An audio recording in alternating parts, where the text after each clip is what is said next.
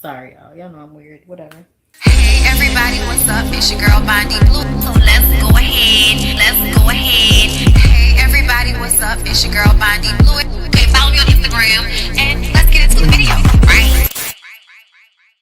Hi, everybody. What it is? Yo, yo. Thank you. I am streaming live on YouTube and TikTok at the exact same time. It's my first time doing it like this. So, TikTok people, if y'all want to see the visuals and everything, you can come over to YouTube and type in BondyBlue, and I will type, I will pop up, girl. I'm on there. Even though people don't be seeing me as much. And to my people here on YouTube, what it is, yo, what's up? Yeah. Hi, everybody.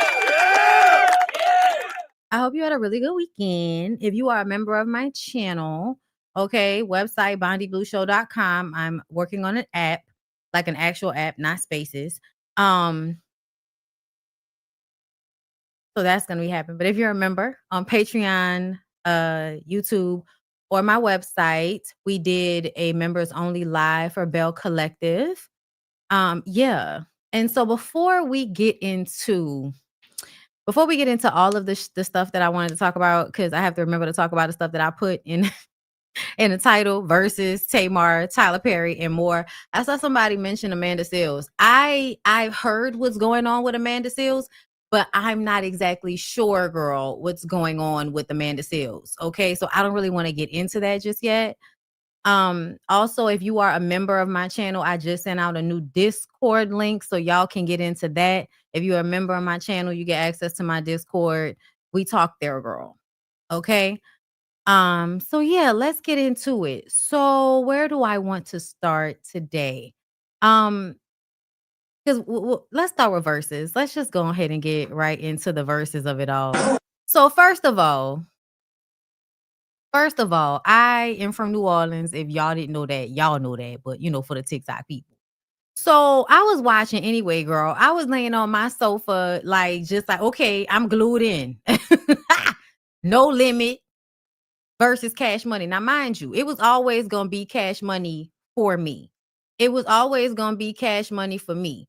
And that's just because Cash Money is really my era. I feel like No Limit was popping a little bit like earlier. So when Cash Money came out, that was really when I was like, middle school, high school. So I was more into them, even though No Limit has some bangers. Please don't get me wrong. But see, in my mind, No Limit did New Orleans version of New York nigga rap. And New York nigga rap is, oh child, listen, I gotta remember I can't be saying certain things on TikTok. Sorry. New York Negro rap has a tendency to be like background music in a horror film. The voices are deep. Everybody's talking like this. The music is very scary, and it feels like somebody might get hurt. Like it's a drama. It might be a hood story. It might be just a straight up horror film, but the music we playing in the background, it sounds like New York rap and Master P and No Limit and what they came out with. Like it's just very like it's just very like it's dark. Like I'm not even gonna front on y'all. Now Cash Money is dark, but it's the bad boy Diddy version of that, right? Because we iced out. You know what I'm saying? Ain't a nigga, I'm gonna keep saying the N-word on TikTok.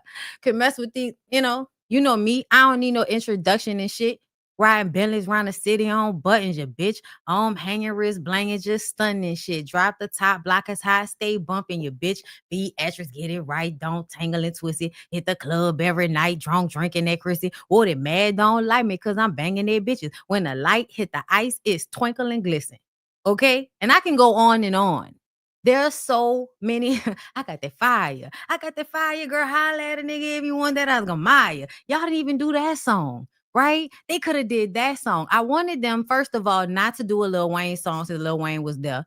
We find out on the back end the reason why he might not have been there is because Lil Wayne felt like if Turk wasn't going to be there, then he ain't want to be there. And I respect that. Juvie got new music coming out, right? Juvie got to promote. BG been in jail for like 20 some odd years. this. Okay. So he just got out. He not missing no opportunities to perform.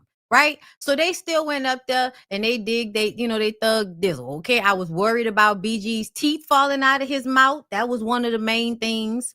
Hold up. I wanted to find a good clip, girl. I wanted to get us a good versus clip because everything I have is from Tamar, because I did not feel a need to like save it until I realized all the shit that was going on with Tamar. Okay, I'm gonna put this up here. Cash Money versus No Limit. Again, if y'all want to see, go to YouTube. Also, there was some misunderstandings. I heard people saying certain stuff like they felt like No Limit won. They kept saying they felt like No Limit won. And I was just like, based on what? Mia X? Based on what? The fact that Master P was in good enough shape to jog in the same place for an extended period of time before he had to go backstage and get hit a pump and sit his ass down somewhere? Like before that, first of all, another thing, P, please sell the sweatshirt. The camo, let me find it.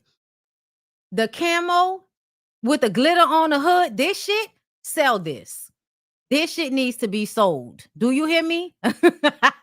And listen, there will be a drone video that I'm going to make of me running in place because everybody else is doing it and I have a drone. So I'm just going to have fun doing that.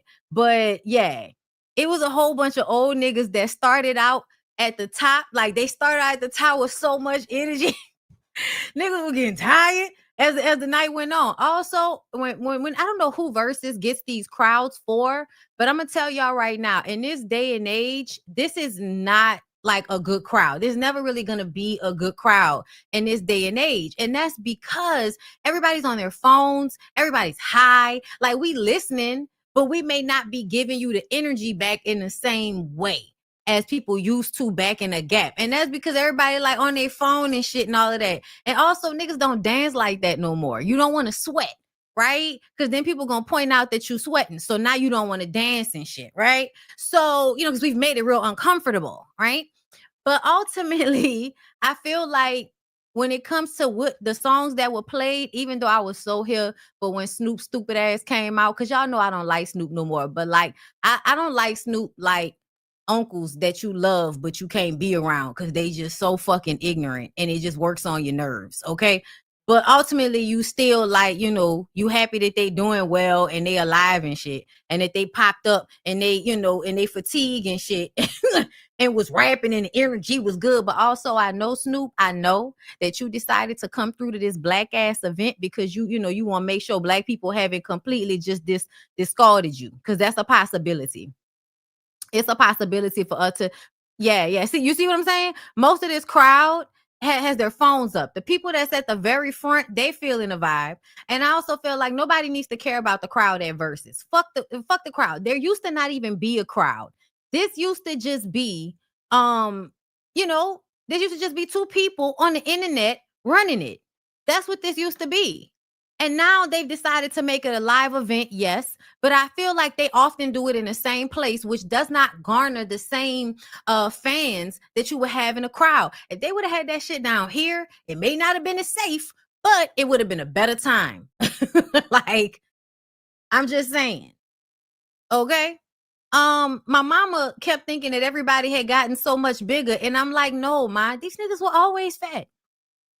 The big timers were always fat. Juvie isn't like, he might be a little bit thicker because he's older, but Juvie is like in general in good shape. He's in performance shape. That's another thing. Juvie has consistently been performing for a while now. Like just generating a lot of steam, got new music out. And see, that's why I love Juvie so much. Like, oh my God, another, ignorant uncle that you just love anyway. Because to me, Juvie is like one of the best rappers ever, like in life, right? And it's because it was so amazing how it came about. If you ever listened to him back when we used to, back on 1990, some TT Tucker, you stupid. Listen, those years, Juvie's voice was not like that. At some point, y'all, I don't know what was going on, but at some point, Juvie perfected his tone, his flow, his style of rap. And to me, there is no better like presentation of how New Orleans speak is. And I love the fact that no matter what, he rides every beat. I love the fact that he is one of the few older rappers, not even really few, because there's a lot of older rappers that I still like, I like to see that they still come out with music. Like I think Black Thought might be coming out with something soon. And I love Black Thought. So I'm gonna have to go see what's going on with that. But yeah, Juvie, they were gonna win alone because of Juvie. Period. Period. As far as I was concerned. But I did enjoy Mia X. Mia X's voice is still like top notch. And I listen, I feel my mama said we related in some type of way, girl. We always related to somebody. My family is pretty big, so we always related to somebody. But please don't be mad at me. Whoever styled Mia X, I don't know who did it, but I want to fault them for the miscarriage of justice that took place in her clothes, because I didn't know what was going on, but it I actually got my shirt off TikTok. Um it was like she didn't have a bra on. It was like she didn't have a bra on. And I know she's recently gotten well from having cancer. So I'm not trying to go too hard, because I think up here, she was serving. Face was beautiful, makeup was done beautiful, the hair was everything. I love the hair. Okay. It was very much given like how she used to have it back in the day when they used to do the flips and shit. Okay. So I'm really not trying to do my girl bad right now, but every time I looked at the way that shirt looked, and I saw how the pants looked, but because of the way the shirt looked, and it just, you know what I'm saying? Like, I don't know what that was about. I don't know what that was about, but I felt like it was a miscarriage of justice. But she was one of the best parts of No Limit. Chopper coming out was another like really fun part for me. Okay. I really enjoyed when Chopper came out, because I forgot that Chopper was on No Limit. And I also like I hate the way my memory is now, because my memory is fucked up because of the trauma, right? Hurricane Katrina caused a lot of trauma. We tend to like forget a lot of stuff, and I didn't even realize this until I talked to Tiff. I don't know if you're still on here on TikTok, Tiff, but I know we talked about that, about how like sometimes our memory is like cloudy. And I forgot about how Chopper had a version of his song that we was listening to for years. Like I think the song had been out in New Orleans for like 5 years, and then it went international, and then everybody was playing it, and it was slightly different. And I don't know if we ever heard the local version ever again after it went international. And I hate that, because I remember that first version, we used to be getting down to that shit. Ow. Ow. Ow. Ow. Who they want? We have so many dances that have us doing this. Okay, because Chopper style was the hand is open. Okay, but then you have, Fitwall Weeby. Okay, and Fitwall Weeby is sorry, y'all, TikTok people, my mic. Fitwall Weeby is a mic, is a closed fit situation. Okay, different, but it's similar. Okay. Bondy, didn't they play the original version on excuse me, on Uncut back then? They might have. I don't remember. But I don't, girl, I said my memory be like fuzzy. Okay. But either way, I feel like the fact that Juvie never took that backpack off is hilarious to me, because it's almost like his way of looking young is to always have a backpack on. Like, nigga, what is there? A dildo in there? Why do you have a backpack? Now I know what's in that nigga backpack, okay? So, you got to carry your shit with you. You never know who's going to have it. Like, it's too much stuff going on these days. I don't have time for this. I'm going to have the stuff that I brought with me in my book bag. And when I'm ready to smoke, I'm going to pull out my book bag and roll my gall. And it's going to be me and my gall and just us. And if I fuck with you, you might be able to hit my shit. But usually this is for me and my old lady. Okay? That's what it felt like to me. He had that book bag on the whole time, but I love the way Juvie is always performance ready. Like, look at these white people. Who are these people?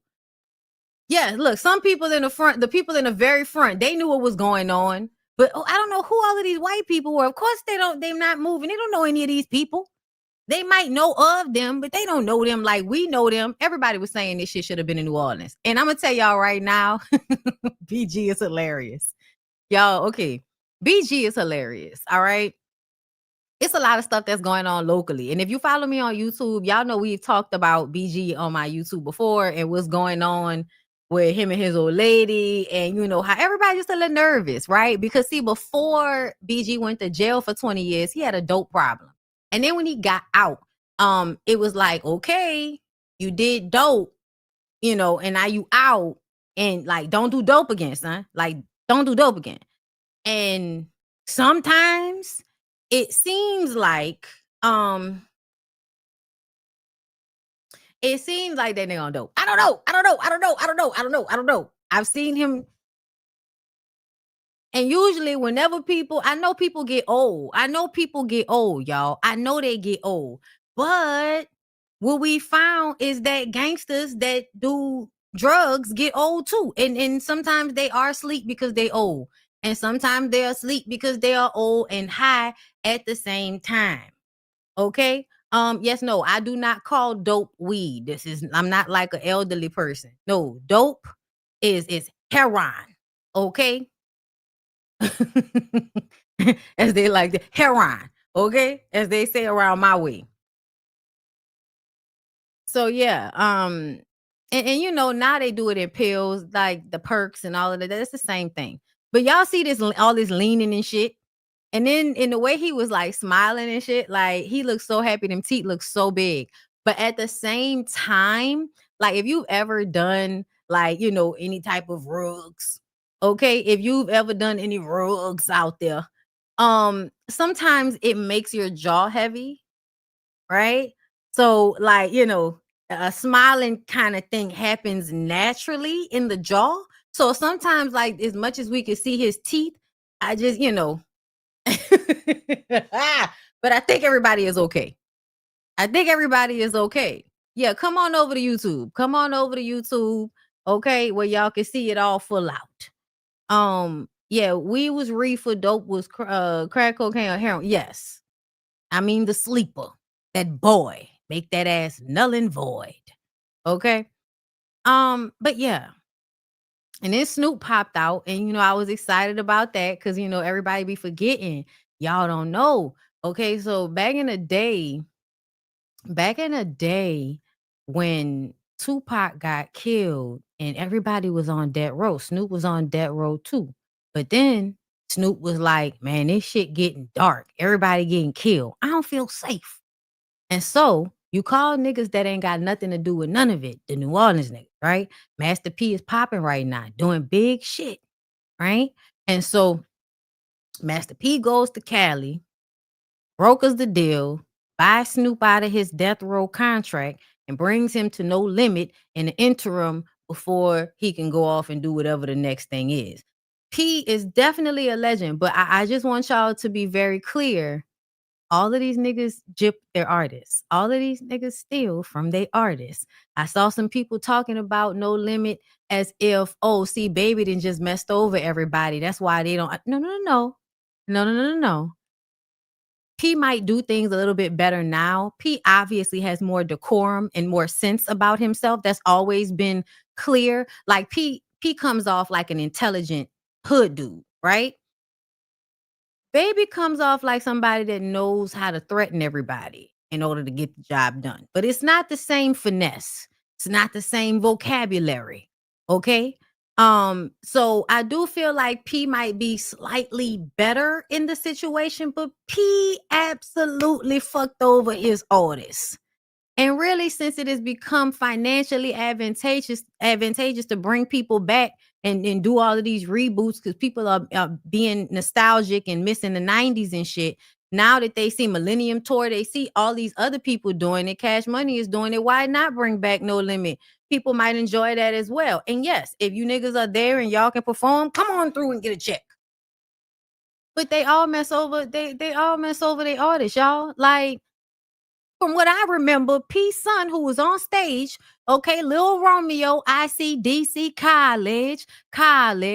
He was there. Him and his daddy have made up, but I wonder if they made up because P gave him his money for them chips. Because let's not forget, the boy said his daddy stole money from him from the chips.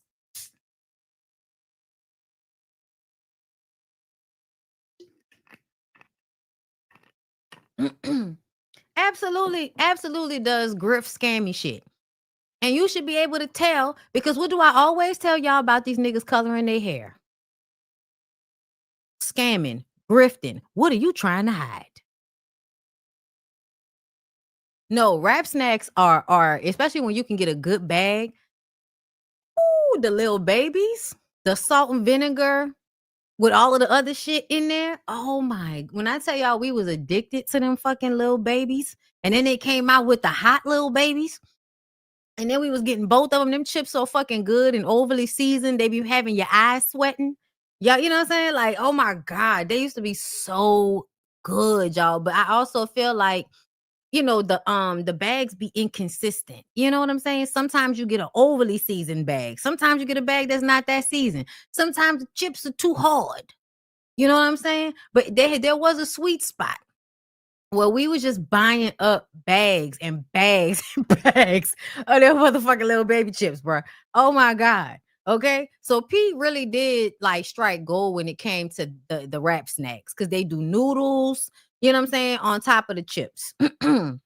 But in essence, it is like y'all selling, bad shit to the community. That's what you go from selling rugs, TikTok people. You go from selling rugs to selling chips and noodles and shit high in sodium and a whole bunch of processed foods and shit. You know what I'm saying? Like and you want the niggas to do well, do something with your money. I remember when he went partnership with Rouse. That was another thing I didn't like that P did locally when everybody was trying to boycott Rouse because Rouse decided they wanted to become a part of the January 6th protests and all of that shit. Y'all stopped going to Rouse for a year. It was difficult. It was so difficult. So fucking hard. That's when I started my relationship with Target as much as it was because I couldn't go back to Walmart, y'all. I recently went to Walmart and found that they were so fully stocked. I was like, I might have to come back in this bitch. Because back when I used to come in here, y'all was never fully stocked. I guess once people stopped coming here, y'all finally decided to stock. But anyway, I boycotted Rouse for like a good year after that shit happened. And I remember Master P getting on the news and telling niggas to stop boycotting. And I don't know, like we all gotta do what we gotta do. It's hard. Like the grocery stores are not common out here. Okay. We don't have Kroger in our area. We have very few Winn-Dixies, usually right across the street from a fucking Rouse. We have Fresh Market, we have Walmart, we in Metairie, they have other ones that are more local to that area, but just like overall all over the place. Yeah, no. We don't have many grocery store chains that we can go to. And sometimes you really have to just go to the one that's closest to you, right? So we go back to the Rouse, right? But I just didn't like seeing a black man be used as a tool to pull everybody back to a store that's owned by white supremacists. And it's like we just always have to deal with these things. And I just find it so reprehensible at this point. And it's the same thing with Snoop. And on some level, yes, I get it. But what I recognize now is that this capitalist mentality that everything, you know what I'm saying, nothing goes above the almighty dollar. Like as long as money is involved, it's up. And when you really put that into perspective, that's sad to me. That's sad that everything is up for sale. Like that's sad. I'm sorry. I do feel like there should be a level of all money is not good money. I do feel like, we should have some level of that. But I know that's probably asking for too much, but I try to be imaginative about these things in the life that we live because you remember that somebody's imagination created this hellhole that we are currently living in. So why can't I imagine a situation where whenever somebody decides to promote racism, Black people completely disengage from the company and like all at once, like not without not even that's what we doing. Everybody walk the fuck out, because at the end of the day, we know a lot of these institutions can't survive without us, whether it's from us giving them our dollar or from employing us. Like, but a lot of these institutions can't really work without Black people in certain areas. And there are, a small percentage, but there are a percentage of white people that's kind of over this shit as well. It's not a lot of them, but it's some of them. I see them on TikTok. So yeah, like I just, in a perfect world, if a company decided that they didn't, because I saw that shit about Jeff Landry and them honoring Charlie Kirk at LSU. And I said every Black boy on that football team should quit. Because the truth of the matter is LSU ain't really shit without football. And I feel like football ain't shit without Black people. So you shouldn't be allowed to promote racism that goes against my existence, goes against me and my community having equitable access to, a good quality of life. You don't want us to have that because you believe that you're better than us on some level, which is weird as fuck at this point. But yeah, like you feel like we should go along with that idea. Like the Charlie Kirk shit really pisses me off because to me, I feel like the people at LSU should not allow for that to stand. I don't give a fuck. Like, when are y'all going to start making statements? Because what is LSU without football? And what is football without all of them Black boys running up and down the field, damaging their damn bodies so that LSU can make all of that money off of them games and shit? Like, be so fucking for real. And that's the thing about football for me that pisses me off, because the players actually have the power. If there is, like, I remember there used to be a movie about like a union with the football players, and everybody was on the side of the rejects or whatever. He's on the side of the rejects that's coming in to play because the main players have decided to boycott for better pay or some shit. And then here come the ones that, I just want to play football so bad. I'm 27 years old, but I want to play football so bad. So I'm not going to actually do what's best for everybody. And that's to hold out until they, provide better conditions and better incentives to do this shit. You know what I'm saying? But nobody wants to do that. You just, endless well of more ignorant people. And I say ignorant because they don't know no better. They don't know that they are signing up for a situation that is putting them more at a disadvantage. The replacements. Yes. Thank you. Thank you for that. Thank y'all. All right. So yeah, I'm sorry. I got all over the place with that, but I just wanted to be very clear. Let's not over romanticize these niggas. Let's not do that. Okay. Now let's get into the Tamar of it all. So as you can see, wait, hold up. Before we get into the Tamar of it all, I do want to get into Birdman and what he said with his ignorant, drunk ass. And I also feel like, when are we going to stop coddling grown ass men? Baby is almost 60 years old, I'm sure. Okay. Why does he need a babysitter? Why does he need Tamar, who seemingly can barely control her own liquor, to make sure that he's not doing too much? Why? Why did Tamar need to be the person for that? Can somebody explain it to me? Because that doesn't make any sense. And if a grown-ass man can't go and perform without getting drunk, without making an ass of himself, then maybe he shouldn't go and perform. But I don't think any woman needs to be acting like a goddamn, healthcare nurse for a nigga that really should be able to go and get this job done and take his old ass home. We can't even get you in and out the building with some foolishness going on. Let his old ass get into a fight and break a motherfucking hip. Let him start some hoopla and niggas pull out some guns, and then all you done slipped and fell. Now your old ass done bust your knee. You already old. Go ahead. Let him act like he has the body. Let him act like he has the youth to be young and dumb. The fuck? Hey man, like, I ain't gonna even lie, bro. Like, when I met Blood, I just was trying to do something different in the game. I had started this shit young. Hold up. For the sake, for TikTok's sake, hold up. Let me see if I can transfer the sound here. And you guys on YouTube, let me know how y'all are hearing it, if y'all are hearing the echo or anything. Oh, I was a young man not doing it like that. trying to get some money and not be in the streets. And I met BG, I met Wayne, I met Juvie, I met Turk. Shout out to Turk, you little bitch. You ain't here, but fuck you. We gon' fuck. Call you little bitch. Oh my God. Why is a nigga like this? I hope y'all can hear it a little bit on this mic, okay? Because I know this mic is loud. I hope I'm not too loud in y'all voice on TikTok. Y'all can always come over to YouTube. All right, hold up. Fuck with you and we won't fuck with you. You heard me? Don't go off script, nigga. Hey, we gonna fuck with that bitch when we won't fuck with her. But that's another movie. But ain't no, Cash Money.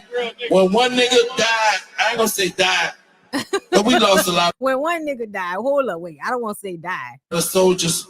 Look at y'all. Juvie's face says so much to me. Cash Money ain't built on. Because Juvie is really looking like, see this right here? This why I don't fuck with this nigga now.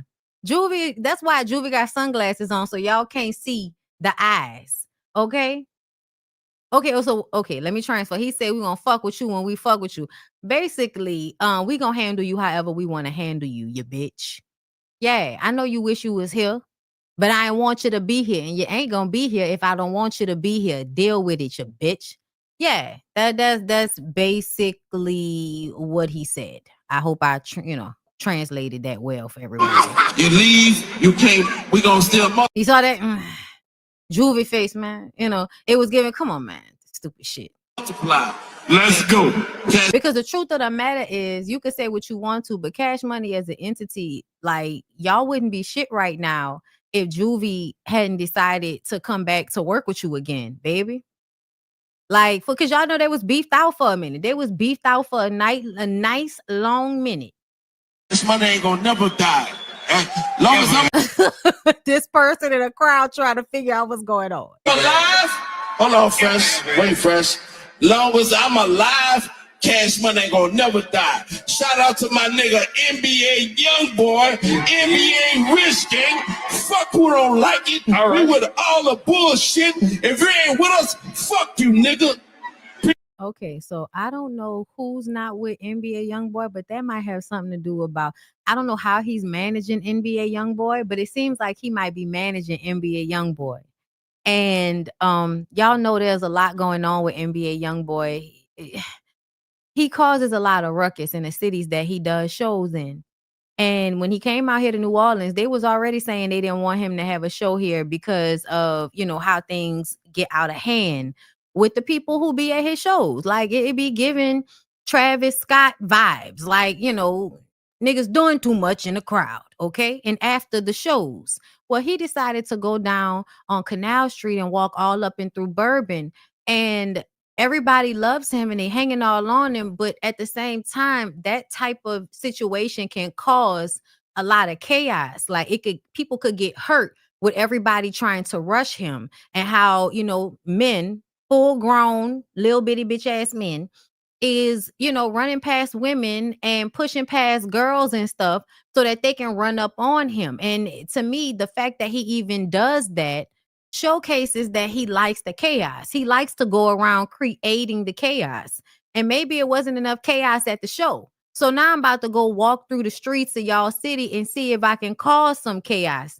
And, I don't think anybody got hurt, so that's good. But there are also rumors and stories surrounding him that in the cities that he goes to, girls go missing. I don't think that's substantiated, but they did find the body of a girl that came out here to go to his show.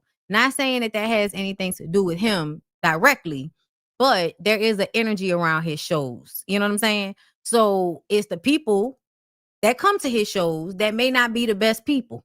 Like, they might be bad people. I don't know. Okay. But I looked up NBA Youngboy because at first I didn't really know a lot about him. I know he got a lot of kids and a lot of the young kids like him. Y'all like the YNs and all of that. Yeah, that energy is not on my frequency. I'm sorry. I like rap. and I'm a hip hop head, but some of it is just not for me. And that sector of rock and roll rap that's really kind of dark, yeah, it's not my vibe. And to me, he's teetering on that shit to me. It's not just old kids having fun type energy. It's kind of a little dark. Um, so yeah, just a lot of lore, a lot of like dangerous lore around him. So the fact that Birdman gets on the mic and screams, fuck everybody that ain't with us and all of that, low key, I felt like, okay, so you want to be connected to this nigga out, in case we didn't know that y'all was connected. Thanks for that. That's weird. And then also like a way to show that my art is still popping. So I really don't need none of you niggas on this stage because I got new niggas. I got NBA Youngboy. I don't need none of you old, I don't need Wayne. I don't need Wayne to come to the show. I think that's what that really was about. You're not going to get up there and say fuck Wayne because that's going to cause you a problem because Wayne is very well loved and respected when it comes to rap and when it comes to New Orleans and how they respect him as a rapper. So when you come up there and you say what you say, and we know that behind the scenes, Wayne didn't show up because Turk wasn't going to be there because baby want to be, baby always wants to punk somebody. He always wants to show everybody that his dick is bigger, that his money is bigger, that he in charge. And that's the reason why them dudes stopped messing with him in the first place. Don't nobody want to be dealing with that shit when at the end of the day, we built this shit together. You exploited the hell out of them boys. Let's be clear. You exploited a group of boys that you met on the street. Okay? Yeah, you made it seem like you was pulling them out of the street life and gang life. And yeah, you did. But you also exploited them. You stole from them. You put them in messed up situations when it came to business. And that's just the truth of the matter. And his energy to me is so like messed up. Like I don't people do good stuff for people all the time. That don't mean they good people. The way you handle people, the way you go around, like, sticking your chest out at people. Yeah, that I don't like that energy. I just don't. I don't like that. Hey, where you at, bro? So yeah, he got on the mic and said that. And Tamar was pulling at his arm and all of that. But this was Turk watching it as it was happening. I mean, Turk, shout out to Turk, the little bitch right here, but fuck you. We gonna fuck with you and we gonna fuck with you. You heard me?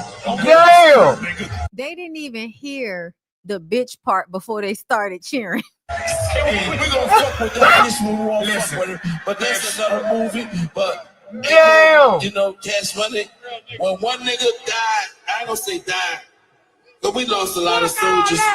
But Cash Money ain't built on. Somebody said that's a whole No, it's not. That wasn't a compliment to say I'm gonna fuck with you when I won't fuck with you, bitch. That's not a compliment. I don't know who in the comments talking about it. If you from New Orleans, that's a No, it's not. It's not a compliment for another man to call another man a bitch. It's never a fucking compliment. I don't know what part of New Orleans you from, but the part of New Orleans I'm from, that's fighting words. Oh, GP. You leave, you can't. We gonna still multiply. Let's go. He said, if you leave, we gonna still multiply. That was literally a message saying, see, this is how, critical thinking skills is lost amongst this generation. I don't even know who that is in them comments saying that. Okay? But no, that was not a compliment. Yeah, a person with 2 posts and some pants hanging off their ass and flaunting money that they probably don't really have. Oh my God. Why are all of the men, like, why y'all, at large, y'all are just carbon copies, clone Tyrone as, like, oh my God.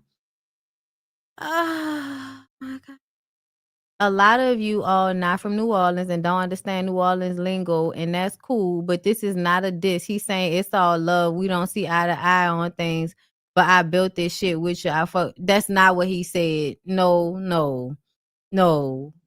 I'm from New Orleans. That's not what he said. And I feel like that's what you would tell yourself that he said because you don't want to actually get mad about what he said because you're scared of him. That's what that means to me. Like all of these little boys in the comments talking about that was a compliment. Yeah, no. Y'all sound like men that are scared. So you would rather perceive that as a compliment. No. No, it wasn't a compliment. I don't care what nobody talking about. And if it really was a compliment and I'm really fucking with you, why was he not at the show?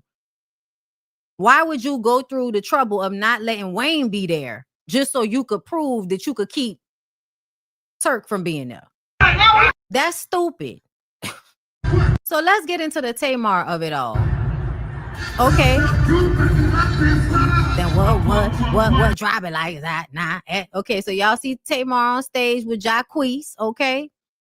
And I understand that this crowd was whack. So people needed to be on stage having a good time.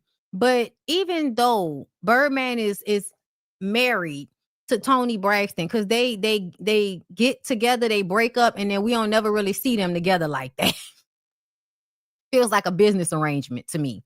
Feels like Birdman grew up in New Orleans like everybody else in the 80s and the 90s. You heard Toni Braxton, you like Toni Braxton music.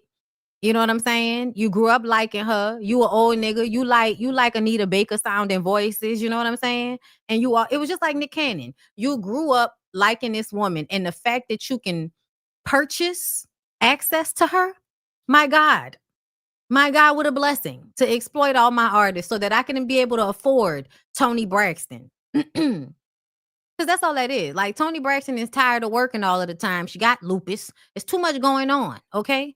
It's so much easier to be with a man that will pay for things, and you don't really have to talk to him because he can't really talk, so you don't have to talk to him. You just be around him ever so often, and he's highly medicated. He'll fall asleep quickly. You just got to be around in the interim when he's awake. Yeah, she is being paid to be a trophy for him, and that's great. I don't begrudge her that. I don't begrudge her. Do what you must. You've been working your whole life. People have been stealing from Toni Braxton since she became an artist, girl. All right? So, Toni, if you want to, be married to Brian, to Beatrice, if you want to be married to Beatrice, girl, so that you can live in a nice house and not have to worry about how the bills are going to get paid, do you, girl. I'm not mad. But this is another moment where she was trying to make sure that he was not drinking all of that alcohol and he was drinking water. Somebody said Tamar is a home health aide. The way Tamar Slick trying to get that bottle, she was definitely on duty. And I just feel like, why does he need somebody to do all of this? I think it's ridiculous for a man to be this rich, to have all of this wealth, and to basically need a nurse to be there to make sure that he does not overdrink. And it is not his wife. And then they acting like Toni couldn't be there. Child, why Toni couldn't be there? When they FaceTime with Toni, hold up. What a video of when he FaceTime with Toni. Because is this it? Yeah, this was it. First, he was on the phone with Toni, and then Swiss came over and they started talking. So that was one thing. And she was recording it because she knew what everybody was thinking. And she wanted to make sure that y'all knew that, oh, Toni told me to be here. There was another time I thought I had saved it because I made a video of it myself. I might just go to my page. But this was the main moment for everybody. When she stopped to wipe the sweat on his forehead. Y'all come over to YouTube if you want to see the content. But yeah, so she wiped the sweat off his forehead, and this was completely unnecessary. Like, I get it. And I'm gonna tell y'all, I honestly don't feel like anybody's fucking Birdman. I don't feel like anybody's fucking Birdman. If Birdman is doing the amount of depressants that I think he's doing, that dick not working. Cut it out. That dick is for show.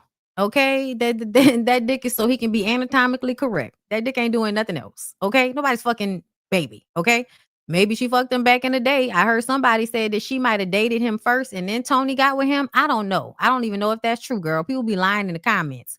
But what I will say is, she did this because of what happened on the show. At the end of the day, Tamar loves attention. Y'all should realize how much Tamar loves attention. The way she made it seem like she had a slip and fall in the stove and woke up with no teeth and a broken nose. But when we saw her at the club the next night, it didn't look that way. It didn't look that way. She looked good, but it didn't look like she had been through what she said she had been through. That's not what I saw. Because then, you know, when you go get your teeth fixed and all of that, like the blood, like you should have had some, you know, blood under the eyes. The nose should have been a little bit more swollen. It wasn't nothing like that. It wasn't nothing like that.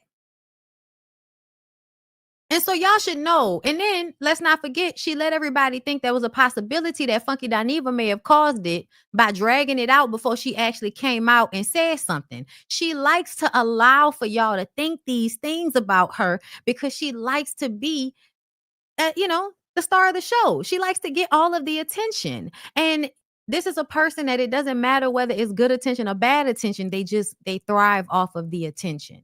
When her sister said on that show, yeah, she would have had 2 black eyes. Her sister said on the show, Tawanda said on the show with her hands down in between her legs, like the school mom she pretends to be. Okay, that manipulative narc ass bitch. Okay, with her bald head and her husband in a toupee. She sat there and she said to us that Tamar is stealing men's, girl. Stealing the men's. And then she named more than one man. Or she was just naming all of Baby's names. Because y'all know Baby has a ton of names. Brian, B, Bubba, Beatrice, Birdman.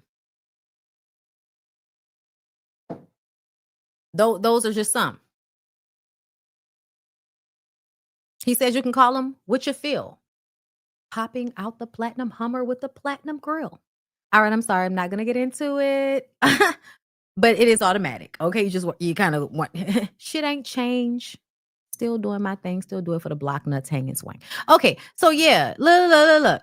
And I do feel like on some level, people are low-key, like he might low-key be annoyed where, you see this? She grabbing his arm. She talking to the people back there. I know she probably trying to hype everybody. I know she thinks she doing a job that somebody need her to do. But I don't believe this. I don't believe this, y'all. I feel like Tamara, you're just acting a fool, baby. You could have had a good time and chill without all of the extra shit, but she's so damn extra. She's so special. She's just so special. She said, unless that's your best friend and you introduced your sister to her husband, the fuck? What you mean that's your best friend? Why would Baby be your best friend?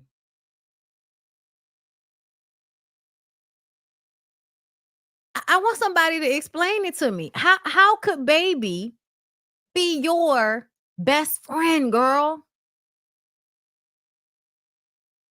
Tamar said, baby, it never gave whore, but it always gave thief.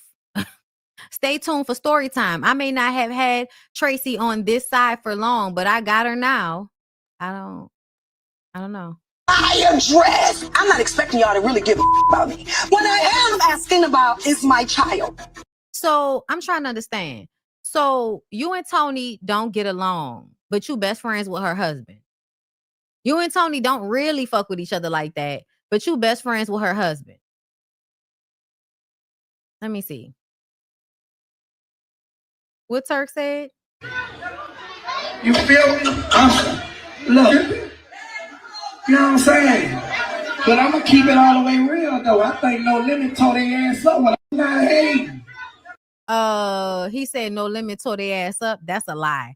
The only time I felt like No Limit tore them up was when they played a Millie and the energy went down because Wayne is not there. Turk was saying that because Turk is mad that man called him a bitch at the Verzuz and then didn't invite him. Okay, let's stop playing. Let's stop being dumb. Let's stop acting like the man was like you felt slighted by what he said. And then you got up there and said they didn't win. And No Limit, like, no, if you feel like No Limit won, you still shouldn't feel like they beat nobody ass. Here you go. Here you go to clip. You killed it, man. Baby, I was trying to go crazy. I wanted to No, call the him. nigga, Tony, the nigga was the #1 trending topic. I tried to tell him, I showed him. He was the trending topic because he got on the microphone and cursed Turk out and told everybody that he don't need them. Whether they dead or alive, he don't need them because the hot boy is going to always grow. cash money gonna always grow, regardless to whether the hot boy's there or not. That's what the fuck he said. I don't know why y'all acting like that's not what he said. That is exactly what he said. I don't know what that is. I'm like, I don't know that. bro, you the number one trending topic in the world. Well, bitch, come on, Tony Braxton, bitch. Okay, well, she thinks She she's super good, man. Talk TV, stop acting like you all that, baby. Because you Don't is say all that, that. because she is all No, that. she is all Look at that. that big old. He said, stop acting like you all that, baby, because you is all that. I'm sorry, y'all. I hit my mic. Stop acting like you all that, because you is all that. That's hilarious. Yeah, that is hilarious. But Tony Beautiful house you done bought don't look like she really want to be on the phone. my sister. Is it that beautiful house you just bought for my sister? She all that. She all that. You all that. And then she doing this. I don't know what this was supposed. Y'all, what was this supposed to mean? Was this supposed to be like, where's my ring, nigga? Look at that background on the background. Yeah, she like that. Okay, You so like that? So About Swiss that. Wait a minute, so Swiss had Okay, so you like that, you bout that. So he talks in ad libs. Y'all really think Tony and Birdman, like, can you imagine? Yeah, about that.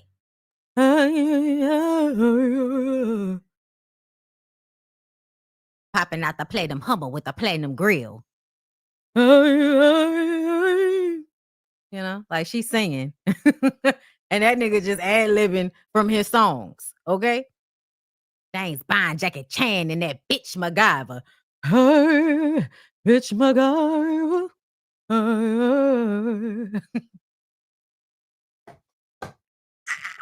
Oh my God. Oh my God. What?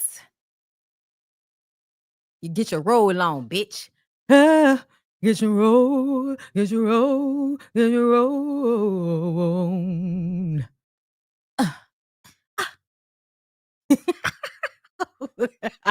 I'm sorry.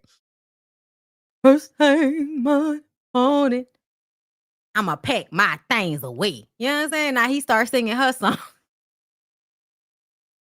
I'm looking for a nigga better day. You know what I'm saying? Like, and he not even that good of a rapper. I'm putting too much sauce on it. I told him Swiss he say, was like outside of the United States. He was But you like look in the good. world. It was the biggest versus ever. Oh, I would think so. Of course it was. I'm so happy for you, Look at brother. her, I she's love so you so pretty. much. Look at this. I'm so happy for you, brother-in-law. I love you so much. Look at That's your this. wife. Look at how What? the Lord love you a lot. The Lord love you a lot. She is drunk, y'all. Tamar is drunk. Y'all know. So to give me that, Right. They give I you put this. that on you black. know what You I'm know saying? that? Hey, Give me some of that. Give me some of that. TV, stop playing. You look too good. You won't get somebody killed. The way do y'all see this? Like, is it just me or does it seem like he's trying to talk to Tony? He's trying to give Tony the energy. Tony looking like she just want to get off the phone. And Tamar seemed like she trying to get his energy, like, or trying to get his attention away from Tony. Like, even in a moment, she's poking at him. I think the hairstylist, whoever the nigga is with the bag, I think he's the one recording. What's your home? Okay, he was in this clip. Beach, vacation on the boat. You need a vacation. Yeah. Like, it's too much. You see him with the bag? And then it's a switch trying to get Tony to come over to the house. Alicia, okay, maybe just go out on a boat. Let me tell y'all something. Swizz is saying that y'all should go on a double date. I'm not gonna lie. I would want to go on a double date to Swizz and Alicia Keys' house. Specifically Swizz and Alicia Keys. I would not want to go to a double date over to Tony in Birdman's house. But this sounds like, y'all remember on Martin? Okay, shout out to Martin. Y'all remember on Martin, that episode where they talked about you know, there's a pretty lady and then sign some autographs. Varnell man can boing boing. Varnell man can. Remember? And he's in, you know, he was trying to get on Varnell's show. So he's up there in the bleachers. And they pull Rerun out of the audience. And, you know, Martin has the big moment and says, you said that I could come. You told me I could come. You promised me and all of this. Y'all remember that, right? And then he says, Rerun. How many times have I invited you to my house? 1,000 times. And how many times, Rerun, have you actually been to my house? Not one time. Because if you came to my house, Rerun, what would happen? I would probably get sprayed. That's right, Rerun. That's how it is in Hollywood. It's Hollywood talk. Well, we from Detroit, boy. We're from New Orleans. Okay, we don't mean like don't tell me to come if you don't want me to really come. That's weird. That's weird. You're a liar. You're a poser. You're a grifter. It's lame shit. But that was basically how that sounded. Like, I'm inviting you, but please don't actually ever really come. But yeah, y'all, Tamar was doing a lot. And people would, y'all, when they say Tamar was like that white boy bucking up. Okay, listen, bitch, I am outdone. She was doing the most. Look, she was, hey, you need to calm down. And then the music come on. Listen, the only thing I could think of is how crazy everybody is. And that's the reason why they would be cool. That's the reason why they would be friends. And I just want y'all to understand, I don't actually really even think that Tamar is like fucking Birdman or anything. I said I don't think the man's actually fucking anybody, okay? It's about companionship at this point in your life. But the way she was just doing so much to be seen, that's just Tamar. That's how Tamar gonna be. She gonna make the moment about her and then act like she wasn't making the moment about her. Like, I feel like we was all gonna be paying attention to this, at least those of us that were watching. The fact that she got up there and did all of this after what Tawanda said, to me, you were doing that intentionally to bring more attention to the show, to bring more attention to yourself, and it was just messy. And then this happened outside, because I'm like, if she's supposed to be keeping Birdman from getting into it with everybody, why he still somewhat getting into it with everybody? Find something safe to play with. No. Find something safe to play with. No. Look, I get a picture of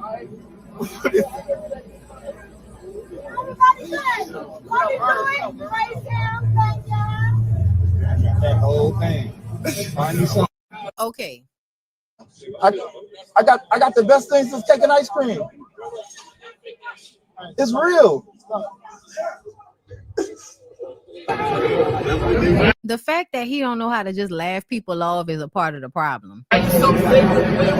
But find you someone safe to play with, right? So this is that moment. I'm about to show y'all what happened right after that moment. Where is D1? I could have sworn I say that's okay. Don't worry. I'm gonna put D1 into my shit. All right, here it is. So this is the moment right after that. Find something safe to play with. Look, I get a picture of. Play with me. What up, Bird? What up, Bird? So at this point, they are no longer, because you saw how they walked off. We saw the guy that he was talking to first. They're not talking to him no more. But Tamar is trying to get baby out of there, right? She's drunk. She probably ready to go too. So she's just trying to drag him out. So when D1 comes up, she sees him as just another person impeding the process of them getting where they need to go. No, I don't give a fuck if I get out my character, because I'm gonna stand about mine. I'm just saying, look, bro, ain't no. She's pulling him away right there. Right in this moment, she's pulling him away from D1 in a conversation that they're having.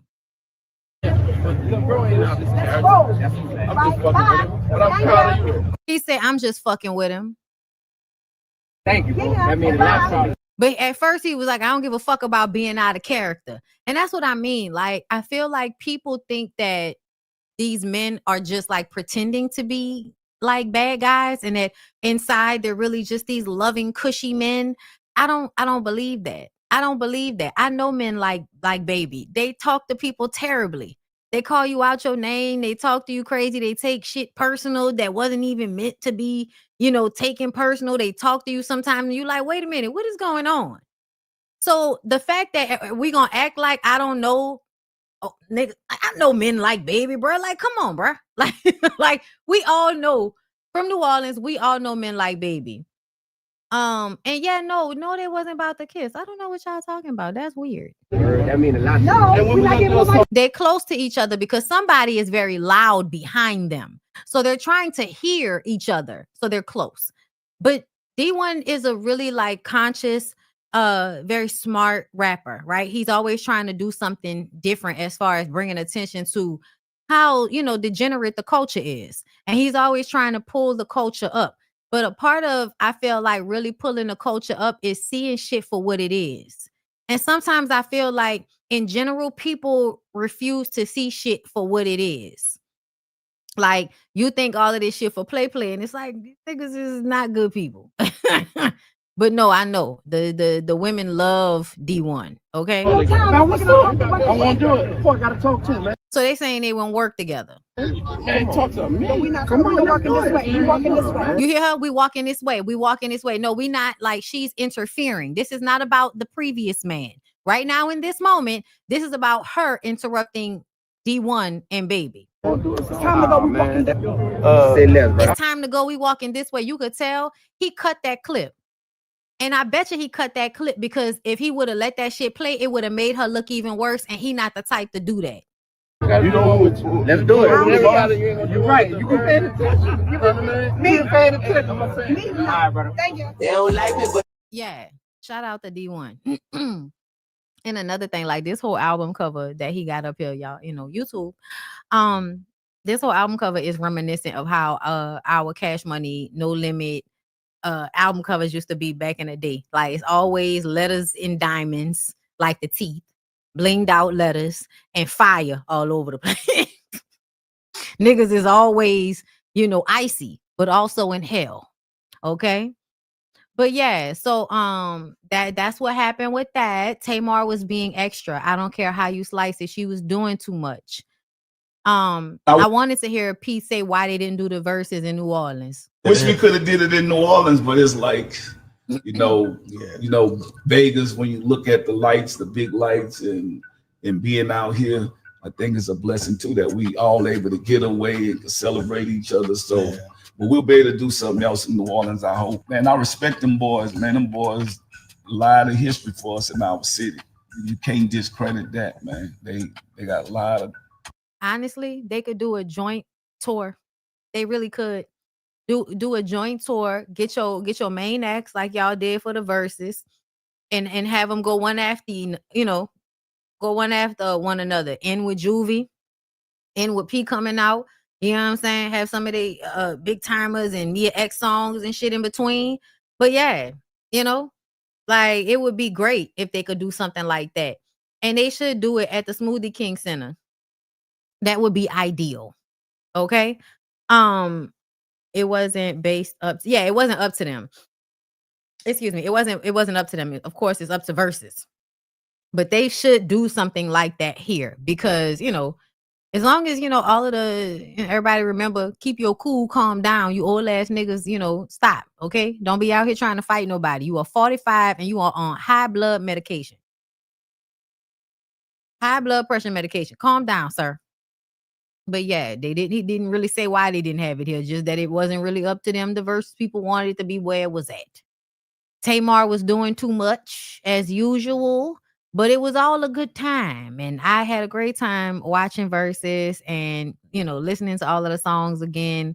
I'm very happy that a lot of them are still alive and able to be a part of Verzuz and stuff because their generation lost a lot of people. Like their generation from New Orleans, period, lost a lot of people. So it was nice to see everybody up there performing and doing a thing and having the capability to do so. So shout out to them. Let's move on.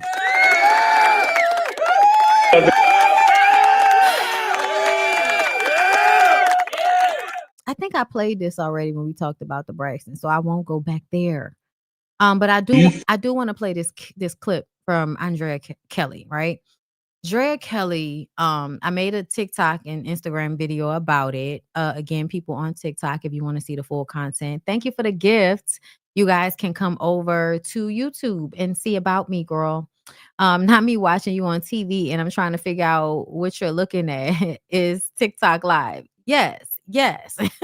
I'm here and I'm here. Hi, girl. And then also my screen where I see what I'm playing for you guys is over here. So, I'm set up. But yes, let's get into Drea Kelly and what she had to say. She said she calls out the Black community for colorism when it comes to domestic violence and abuse. Says victims that look like Cassie are advocated for, but not Kim Porter. Yes, y'all, like it up, like it up. Hype me up on YouTube as well. Thank y'all. But she said victims that look like Cassie are advocated for, but not Kim Porter, Keke Palmer, or herself. Most times we don't like truth. So this really pissed me off. And if I felt like I didn't really like her before, this really cemented that, because I hate when y'all bring up colorism where I don't feel like it actually applies. And I don't feel like colorism actually applies in the instance that she used it. And so that made me mad, because everybody is a victim, right? Like all of these women at one point or another have been victims of domestic violence or some type of sexual violence as well, right? Especially with Cassie. We saw Cassie get beat up. We also see people every day say that Cassie was a willing participant, no matter how we saw her running out and being dragged back in. Girl, it don't matter how many times they see that the girl was trying to leave and then he dragged her back in, but they keep calling her a willing participant as if they don't understand consent. That's why there's a whole, TikTok trend, 100 or 1,000 men or 100 men against consent, because y'all don't know what consent is. Consent can be taken at any point in time. It can be revoked. Okay? You have to be a willing participant. You have to be old enough to consent. So if you are a child, you cannot consent to schmecks or anything with a adult. Okay? And it has to be free, willing, and not through coercion. Meaning that y'all convincing a bitch to have sex, yeah, that's also not consent. I know a lot of men don't like to hear that. A lot of women don't like to hear that, because that was a hard pill to swallow, that I thought my entire life that I had not been assaulted in that way until I realized coercion was essentially grape, for lack of a better term. But yeah, let's get into Drea Kelly and the dumb shit that she said. I think that now domestic violence is such a bigger discussion now because of where we are at the state of social media versus, years ago when you were allegedly going through what you were going through at that time. Well, I'm gonna clear that up, because I know you have to say allegedly, but ain't nothing alleged about what I went through. But I understand what I do. I understand that. So no offense to you, but to the ones who want to play in my face, he gets to say allegedly. Yeah, social media has brought it to the forefront, but I just want to say this, and I need us as a community not to be offended when I say it, but let's wake up and take our blinders off when I say this. Yes. It's really amazing that women like myself could come forward. Keke Palmer can come forward with a whole video of her getting flipped over an entire couch. But when you look like Cassie, we pay attention. Okay, so she said she said something, Keke Palmer said something. Kim Porter, nobody defended these women, but when Cassie said something, everybody believed it. That is not true. That is not true. And as a victim yourself, right? Because that's always been a question mark. I do believe that Drea Kelly is a victim of domestic violence and probably schmexual abuse. I do. In the confines of her marriage. I do think that she was abused in that way. So she is a victim of this. However, when I personally interviewed her years ago when she was on Hollywood Exes, and we were doing a podcast, it was like a radio show with child, I can't even remember anymore. It's been so long ago. But we did a podcast. We would do interviews. If you've been following me since I've been up here on YouTube, you might remember that. But we interviewed her from Hollywood Exes, and I asked her. She didn't want us to ask her, but I am an actual real journalist who was still working at the news station at the time. And what I know is you're not going to tell me what not to ask you. I might say that I'm not going to ask you that, but I'm still going to ask you that. So I asked her, What was the timeline? He married Aaliyah at 15. Where were you? Because from the videos of what we've seen, you were in his life back then. You were a choreographer. You were one of his dancers. And apparently you guys were married for years and we had no idea because nobody knew that he was married. Nobody knew that he was married for a very long time. And so I asked her, what was the timeline? And she talked in circles and she did not want to answer the question because for a very long time, she wanted to continue to protect him. She wanted to be able to reap the benefits of his last name. And on some part, I understand that because Tina Turner, you know what I'm saying? Everything I didn't fall for, everything I didn't, blood, sweat, and tears and all of that. But another thing is, Ike Turner was never accused of, and he might have done it, but he was not accused of doing anything to anybody but anime. He beat anime. That was him and anime, okay? R. Kelly assaulted so many girls that we can't even keep track. There were multiple documentaries about all of the girls and young women and grown women that have been abused by Robert Kelly. It's not the same thing. And the truth of the matter is, Drea, the fact that you still want to carry his name is sad to me. It's really sad to me. And I feel like it's not the same as Tina Turner. Tina Turner was the actual headliner using that name. You were a choreographer and a fucking dancer. You could have changed your name and still have been known as R. Kelly's wife. The fact that you refused to change the name, the fact that sometimes you would get on the internet dancing to his music, talking about that's still my baby daddy, that's still my children's father. You wanted to protect him. And instead of actually filing on him first, like I feel like she was even still married to him. Like, when did you file for divorce? When did y'all get married? I might not know because, maybe I missed the interview where she ever gave us a direct timeline of events as far as her and R. Kelly, but I never remember her being straight up because I felt like she was always still trying to protect herself because she was there when all of that shit was going on and probably looking the other way because you thought that Aaliyah and all of them other 15-year-old girls were just some fast-ass little girls that wanted your man. So because you thought that back then, I think you don't want to tell us the truth about the timeline, and you never really did. And so I don't feel like it's fair for you, Keke Palmer, or anybody speaking on behalf of Kim Porter to compare themselves to Cassie when it comes to standing on business and trying to get some type of justice and retribution for what you have gone through. You have to advocate for yourself. And you, Keke Palmer, and Kim Porter decided that protecting y'all's abusers was more important than trying to get justice for what happened to you.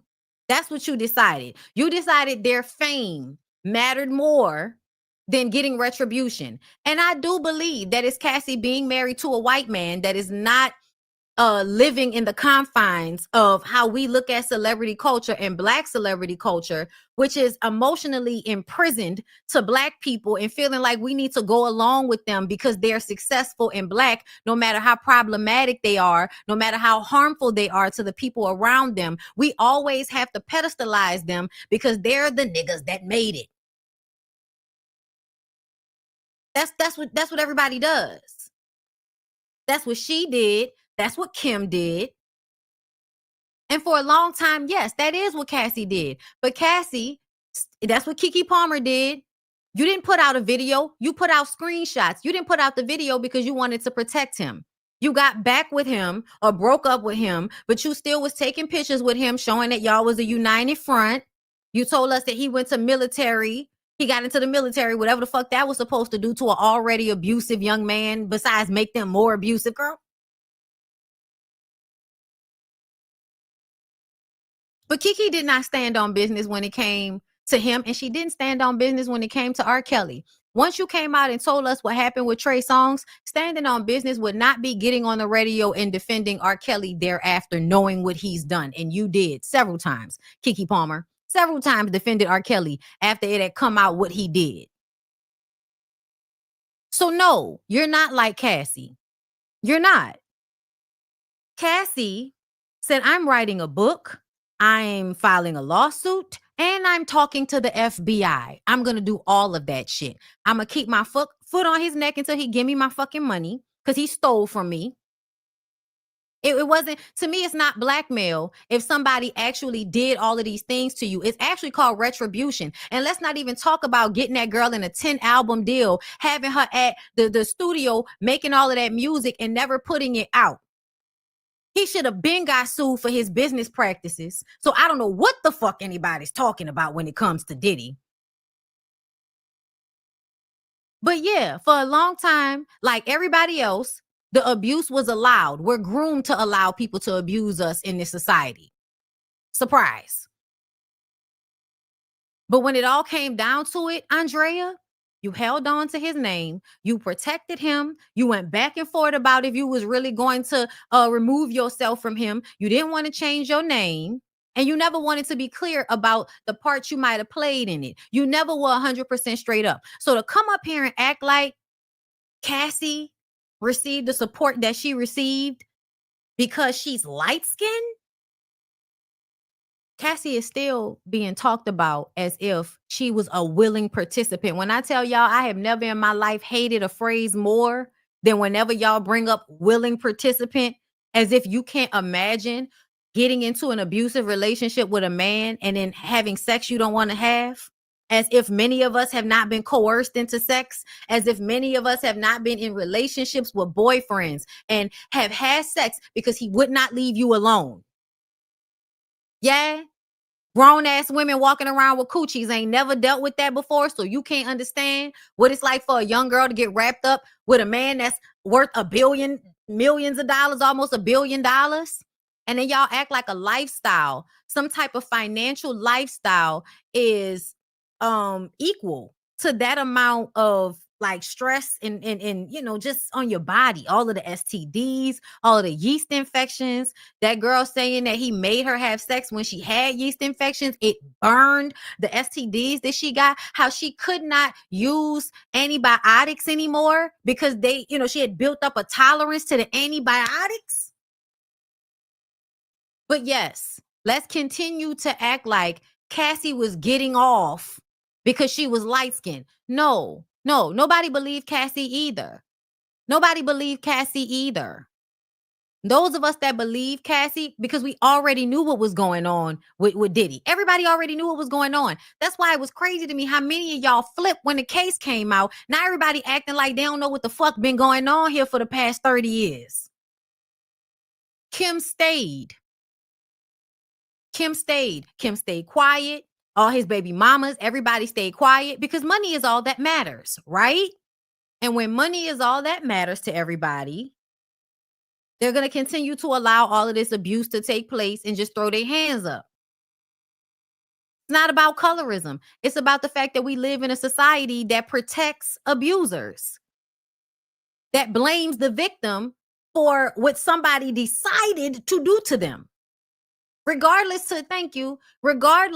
to what Cassie may have thought she was getting herself into and all of that, that man still decided to degrade that girl like that, decided to piss on her, decided to beat her up, decided to send people to blow up cars of men that she might have been interested in, because obviously their relationship was open. But y'all will use the Kid Cudi situation to make it seem like she was cheating on him, as if we were always confused, as if we weren't always confused about whether he was with Kim or her. Because sometimes it was like he was with them both, and I think he was. And I think that might have been another thing that Cassie just never talked about, because Kim may not be here in order for her to, you know what I'm saying? But I still want Cassie to come out with the book. I still want Cassie to come out with the book. And the way Diddy has messed his artists up, right? Had all of them artists on his label messed over him, didn't pay him they just due. Put a lot of them in fucked up situations. The way he abused them on making a band, y'all can go watch that shit back. That man straight up abused them people on making a band.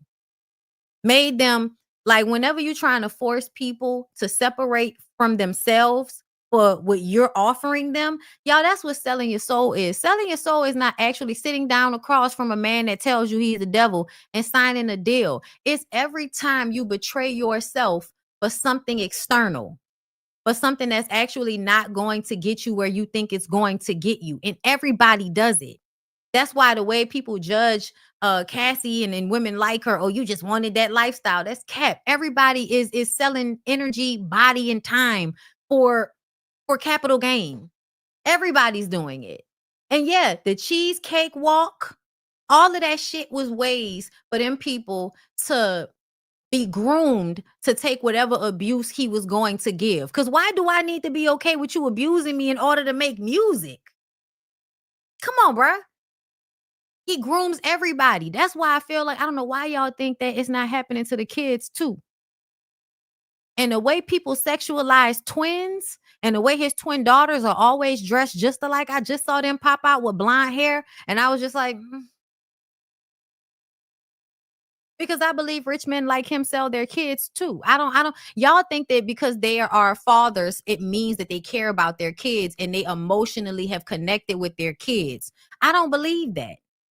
I don't believe a man like Diddy can actually connect with one in that manner. I think any connection he would have would be based on control. It would not be based on actual loving and wanting them to be, good people, or wanting them to be themselves and just supporting them in doing so. No, all of it is an extension of himself, is meant to make himself look better. Drea Kelly saying this was so disrespectful to the fact that Cassie had to do a lot, including sit on a stand 8 months pregnant and talk about some of the most fucked up things she's ever gone through, and had the entire internet talking about how disgusting she was and how they can't believe that her husband will want to be with her. What are y'all talking about? The girl developed a drug habit that she didn't even ask for, because she was messing around with Diddy. And how often does that happen to women? Y'all, they was acting like, oh, Cassie is some fucking anomaly. Like, why? How y'all think most women, like in the 70s and the 80s and shit, got on drugs? By way of a nigga. Most women got on drugs by way of a nigga. He did the drugs. He gave her the drugs. Now she do the drugs. Now they do the drugs. That's usually how that happens. Most women are in jail right now because they are old for my man ass bitch. So yeah, for Drea Kelly to use this as a moment to grandstand, right? Because there's this physical energy about what she's saying, like it's the truth. But the truth of the matter is, bitch, you wanted to protect Robert, and so you never stood on business the way Cassie eventually did. You never did. Yeah, you did that documentary. I don't ever recall you actually suing him. And then she talks about in this interview, I'm going to let her finish. But in the interview, she talks about, oh, I actually did call the police on him. Bitch, when we didn't even know he was married to you? Wow. Okay. Mm-hmm. So we need to start being real as a community. We pick and choose who we want to celebrate and advocate for based even upon the way they look. Wow. Did we advocate for Kim Porter in the same way? Did we advocate for Keke Palmer in the same way? Did we advocate for Drea Kelly in the same way? You have to advocate for yourself. I don't know how many times I got to say that. People weaponize victimhood. You have got to advocate for yourself. And you can't protect your abuser while advocating for yourself. Because I've seen so many celebrities come forward, hashtag Cassie, we love you, we here for you.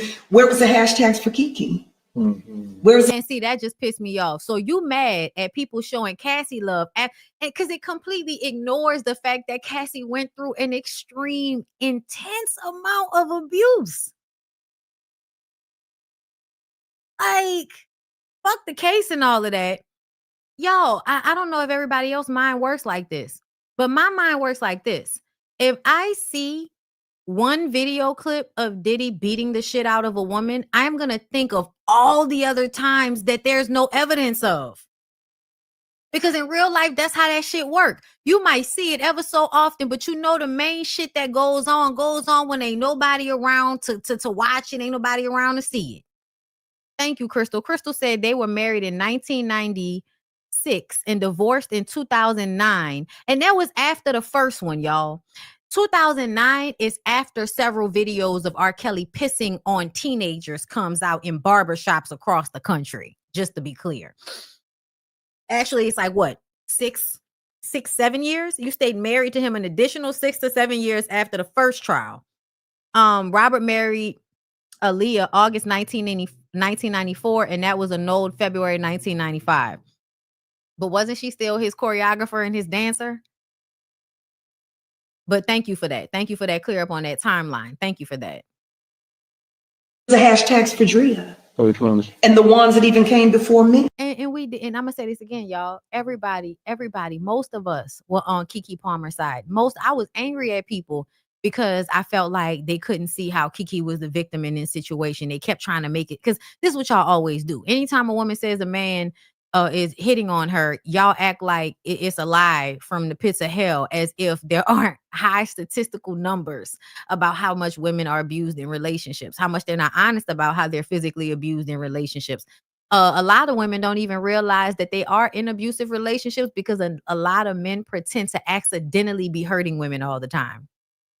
I saw some shit on that on TikTok. It was a couple of trends when you see how the men will pretend like they're, oh, I just tripped and ran into you, or I accidentally hit you. And no, they were doing it on purpose, but acting like it was a mistake. So it's annoying to me for people to act like domestic violence doesn't happen at the rate that it happens. I think they said every 10 seconds or every 10 minutes, somebody is a victim of domestic violence. Like, what are you talking about? Thank God Tina Turner did not tell her story in this day and age of social media. Yes. Because you better believe two things can be true at one time. And people need to realize, as a community, y'all love the persona. Us as women, we deal with the person. Mm-hmm. And you're never going to know that person the way we do. Mm-hmm. You're not meant to. Mm-hmm. Because there's a bigger machine that even pushes them. There's a machine behind them that pushes the persona. Mm-hmm. But they also help to cover up, hide, and bury things that they do as a person. But so did you. And until we become very aware and want to be educated like that, it's never going to change. But again, we need to take colorism out of it, and we need to educate ourselves, because that blew my mind to me. I thought, now here we are, we're all coming together, and all these celebrities, and we should celebrate her and we should support her. That is not what I'm saying at all. But that's what it felt like you were saying. It felt like you were saying it pissed you off that people supported her, even though, like, there's a full video of her being punted like a goddamn football. Then we need to step back and look and go, no, we didn't do that for Keke, did we? No, we did. I will not agree with this. Okay. I absolutely feel like at the beginning, when it first all came out, most people were on Keke's side. We didn't do that for Drea, did we? And Drea, I don't think you ever gave us the opportunity to fully be there for you, because you were always towing the line with being able to reap the benefits of being Robert Kelly's wife. But again, our own community, we got to deal with that demon. And no, the community is not okay. And racism and colorism affects everything. Duh. We're always talking about that. But when it all boils down to it, a famous man will always be seen higher than whatever woman he victimizes. That's why it's called the patriarchy. Like, it to me, it didn't matter. Like, being pretty, being biracial, it did not stop Cassie from being beat on by a man, assaulted by several men, pissed on. Girl, it didn't stop any of that from happening, and it doesn't stop people. And also in a court of law, they decided that what was done to her wasn't exactly illegal. That's why he really only got charged for the prostitution charges, not for the assault and the basically selling. Because he did it in a way, and that's smart niggas do tricky shit, right? Because you would have probably got way more time if you had men paying you to have sex with her. But because you get off on her being degraded, you're paying for men to come and have sex with her. And you can act like it's not against her will, but actually she's being coerced into an abusive relationship. So anything she's agreeing to, I don't think is actually within the confines of consent. because she's already in an abusive relationship, which means anything she does in the confines of the relationship will be being done because she is in essence scared of the man and emotionally enmeshed with him. A lot of people don't like to deal with. That's another reason why BDSM is problematic for me, because a lot of the times if you're in a relationship with a person that you do BDSM with, especially if it's a man doing it to a woman, and y'all are actually in some form of a relationship outside of scenes, you are doing shit in scene that you may not necessarily like or want to do to please the partner that you are in a toxic relationship with outside of the scene. You don't even realize how the cycle of what happens in like a BDSM situation. So I'm using that as an example because it is abuse. And when people do BDSM, they are trying to create a safe space around copying, which is actually abuse, right? So the cycle of that is, and I'm going to just use BDSM. In the cycle, you would have like the scene, right? The person would probably be hurt first, right? Whipped, something done that might start out feeling good, but eventually get painful, right? After it's like at its height of pain, you might then allow the person to have an orgasm, which helps with the pain that they've just went through, right? And then after, say they have like scars and stuff from being hit with paddles or being hit with whips, right? They might have cuts or bruises. The next thing is to go get warm towel. Now the person that was doing the abusing is now going to like, nurse all of your wounds. And then they're going to have sex with you that feels less brutal and more, for you. But they just got off on their ability to physically hurt you, right? But you have the moment where they come to you in the cleanup, right? The cleanup, and then how that reflects in an abusive relationship. After you and the man have the fight or he cheats or whatever he does that is abusive, after that, he has to make it up to you. He has to buy you things. He has to be nice to you. He has to pour sugar on shit so that you will feel comfortable then staying with him and continuing the cycle. And the same thing happens in BDSM. After they've done something abusive to you, then they do something that is supposed to make you feel better about how they just abuse you. The fact that there is even that cycle is addictive. So once you go through that cycle a couple of times, yes, aftercare. Thank you. Thank y'all for using the correct words. Thank you. It is mental conditioning. And yes, the aftercare portion of it is what makes it feel like it's worth it to go through the pain that you go through at the beginning. And then you start to be turned on by the pain because you know it's coming. Your body and your mind just starts to kind of rewire itself to be addicted to this cycle. And that happens in BDSM relationships, and it happens in real abusive relationships. People get addicted to cycles. Okay. And I feel like our whole society breeds for, girls specifically, women specifically, to fall into these traps of the cycle of abuse. Because as long as a nigga doing something that make you feel like he paying for it on the back end, you feel like your abuse is worth it. What's that saying they use? I'd rather cry in some expensive car than cry in a cheap car. And I've always just felt like, why cry? Why cry though, girl? So yeah, Dre Kelly pissed me off with this. Let's move on.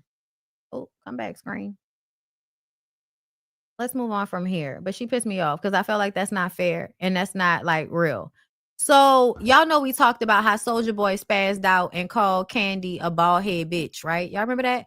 Because she interviewed a guy that said that Soulja saw that he was starving and then like offered him some food, but then spit in the food. Soulja, I don't feel like ever really fully denied it. He said he didn't do it, but I don't believe him because I believe Soulja does a lot of drugs and may not remember doing something like that. But I also believe Soulja is one of those people. People are deeply insecure, like Soulja, Baby, all of these men that lived like a rap gangster, lifestyle. It's all like fake at the end of the day, or image. I'm not gonna say fake because these niggas do like illegal, terrible shit to people, right? But there is a level of performing that they're doing, and I don't believe him. Like, I believe you did whatever them people said you did because you always give that you're out of control of yourself, and you did whatever them people said you did. Arrested Development, yes. or slow, whichever you They prefer. said you need to apologize to Candy, man. Yeah, I knew. Didn't we say he was gonna come back and apologize to her in that old deep ass voice? Yeah, I just wanted to say after I called Candy a bald head, dumbass bitch that I was really sorry. And sometimes, your temper just get out of hand. You know what I mean?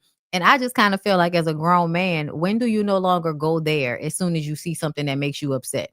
When do you have like some self-control and be like, you know what, Candy, I'ma come. Let me come and talk to you. I'll let you know what really happened. Instead of getting online and cursing out a woman who you ain't really trying to get into it with like that. But that's because y'all think that these niggas gonna respect a certain type of woman when they disrespect all women. That's why I keep telling y'all, stop thinking that these men respect women. They do not respect women, and it don't matter how much the woman respects herself or how much the woman is somebody that, like, why would you be talking to Candy like that? Because you're a disrespectful man. I'm sending out an apology to Candy, man. You know what I'm saying? Shout out to Candy, man. I be overreacting sometimes, I just be seeing stuff on the internet, like, but much love to Candy, if you can find it in your heart to accept my apology. Much love to you, much respect to you, you feel me?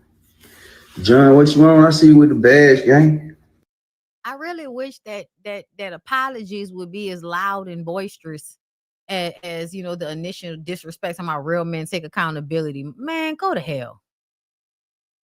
Like, yay, we so glad disrespectful as Soulja Boy apologized to Candy. We so grateful. Because what would we have done had he not apologized to Candy? My God, on this good day. Let me see. Did I save it? Damn. I don't know if I saved it, but I think they're gonna do some type of interview. I think that's what I saw, that he pulled up to her spot and they're gonna do an interview. And I guess we'll see what comes of that. But he did apologize like I said he would. Okay. Now let's move on, because did y'all see what happened with Jamie Foxx and Glorilla? Apparently, Glorilla was performing at Jamie Foxx's daughter's annual Halloween party and somebody threw a bottle. Now, I don't know why people keep throwing shit at motherfuckers on stage. Like, people just keep throwing shit. Didn't somebody throw a dildo on the table at Jamie Foxx last year? Like, people just keep throwing shit at Jamie Foxx. I don't know what this is about. Who did it? Who did it?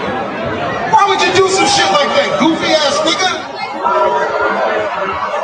Why? Why? God damn! Come on. Sometimes, like, people gotta scream at you like an elderly man. You know what I'm saying? Like, it's gotta scare you and ask you, have you questioning your whole life. Like, why would you do that? Why would you throw something at the stage, man? Why? Why are we asking why? Kick his ass out. This is for free. She came in. Hey, y'all don't deserve this shit, bro. That's fucked up, bro. It looked like a whole bunch of white kids in the crowd too. Yo, I'm so disappointed. I love y'all, but hate whoever the fuck that was. No, it ain't cool, man. That ain't cool, bro. It's not. You could have really hurt her. Like, you could have killed her throwing a bottle at her from in the crowd. So, and I know he's tired of people throwing shit. Like, y'all keep throwing shit. Like, we done with this. Now niggas getting fucked up. Anytime y'all throw something, somebody getting shot.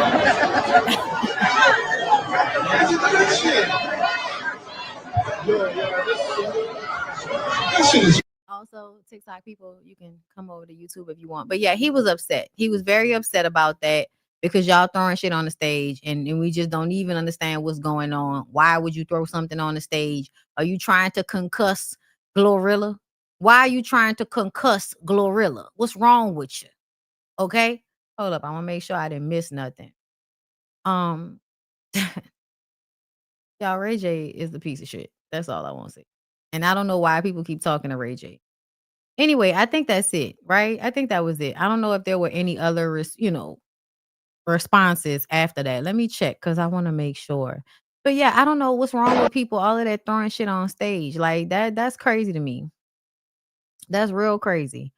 Oh, well, here go Candy and them. He called her everything but a child of God. But good for her, I guess. Yeah, because she's actually gonna interview him after he called her a bitch and all of that. That's because Candy is about her money and viral moments. I don't think I would want to talk to that nigga after he called me a bitch and all of that. Like, but again, that's why I don't have as much money as Candy, because I don't have the same level of patience that she has. So that's a lot of patience to have.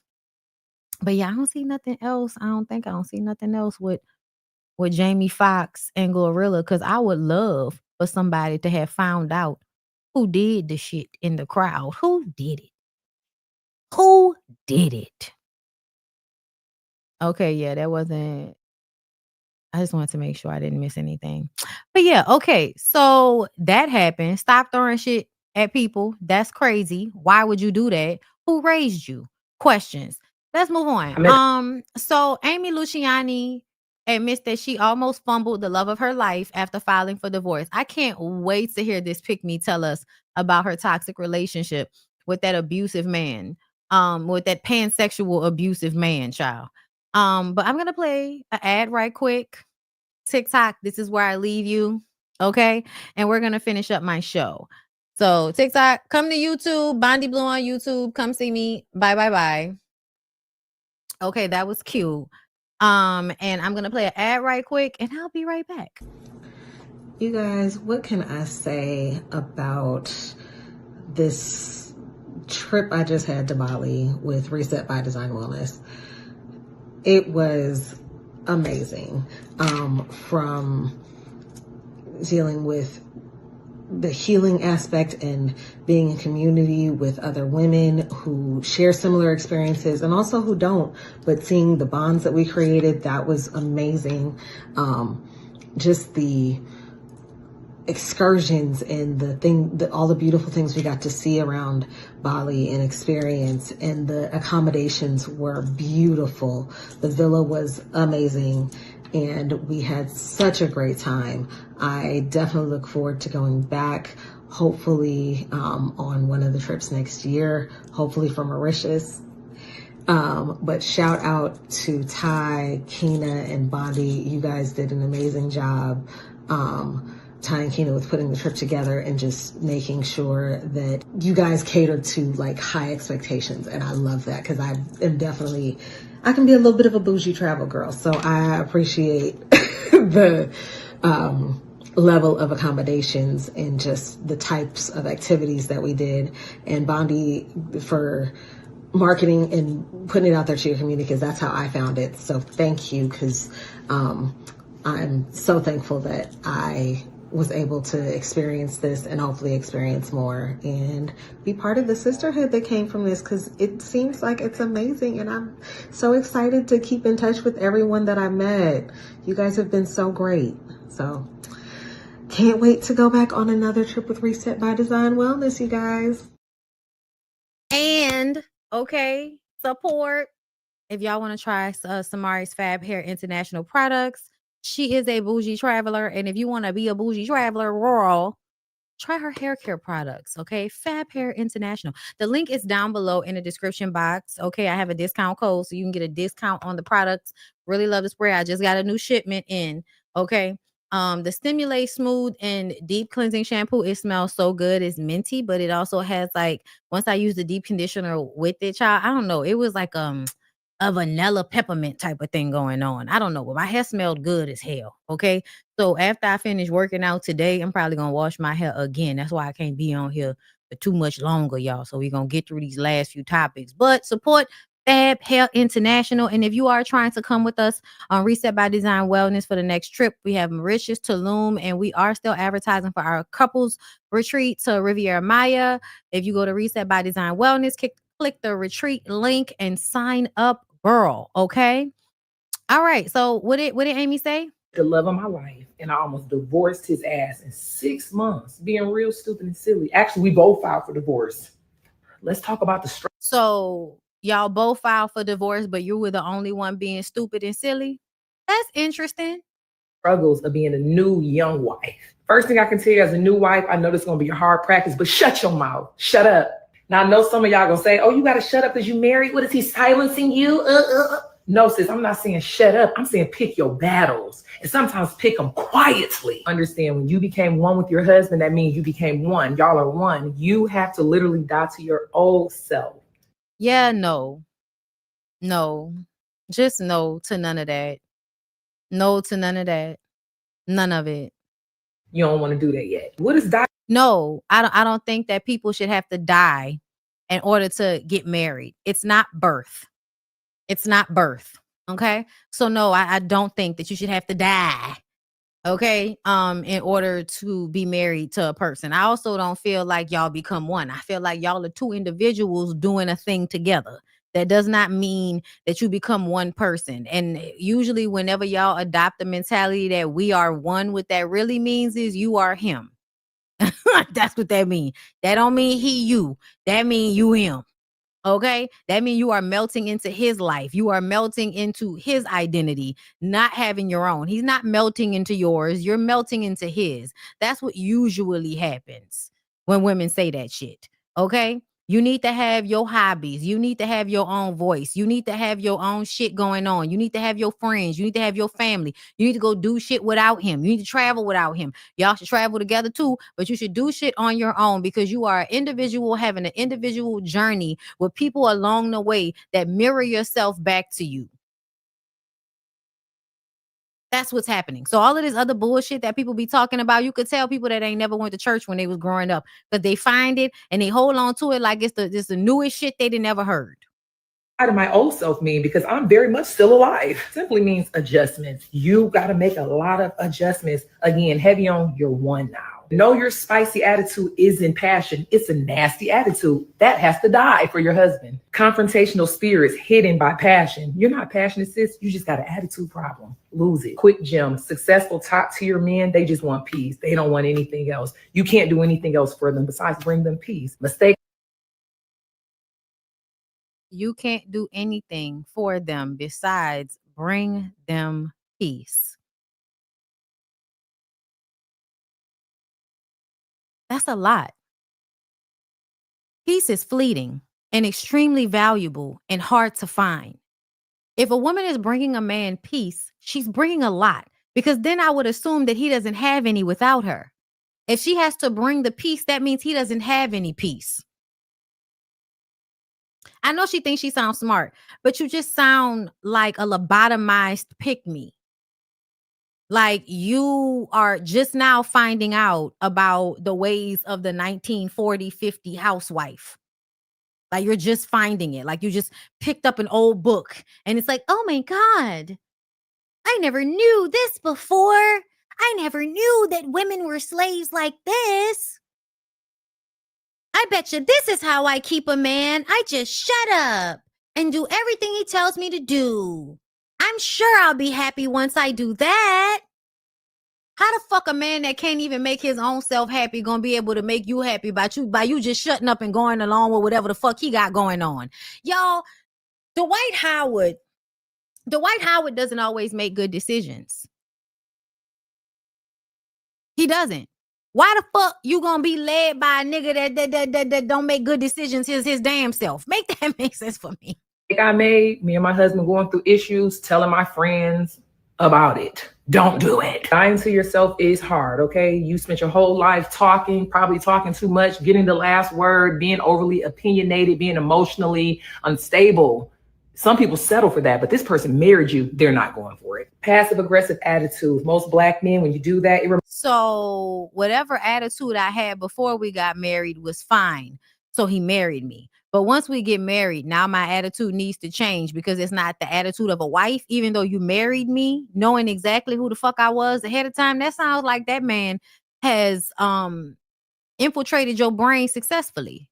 Sounds like Dwight Howard might be really, really good at brainwashing bitches hella quick.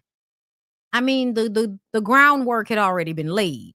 Reminds them of somewhat what they grew up with their mom, their siblings. They married you. They don't want to feel with the trauma from childhood. Well, guess what, bitch? He needs to be by himself so he can only feel his own trauma. Because any real relationship that you have with a person, whatever they went through, like it is gonna come up at some point, and you are gonna have to be supportive. But does that support only go one way? Because it's given you can support him, but he won't support you. That's what that gave. And I'm about to say something that's probably gonna hurt y'all feelings. None of this is hurting our feelings, babe. Babe, none of this is hurting our feelings. I want you to be clear. And the fact that so many of you women, you, Jasmine Brown, it seemed like y'all thrive off of the idea that y'all are pissing women off by subjugating yourself. And I don't get where y'all get that from. Oh, I know where y'all get that from. Niggas. That's where y'all get that from.